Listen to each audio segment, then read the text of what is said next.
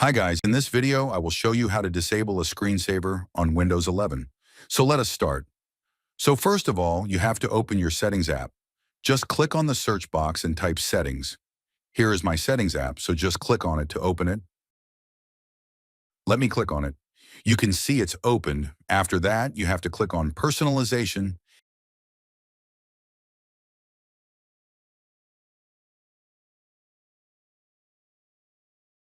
and then on the right-hand side, scroll down to Lock Screen and then click on it.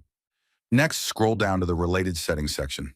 In this section, you can see we have the Screensaver option, so just click on it. Now the Screensaver settings window has opened. After that, go to the Screensaver section. In this section, you can see a drop-down menu. Click on it and you will see many screensaver options. You have to select None. To select it, just click on it. Let me click on it. You can see it's selected.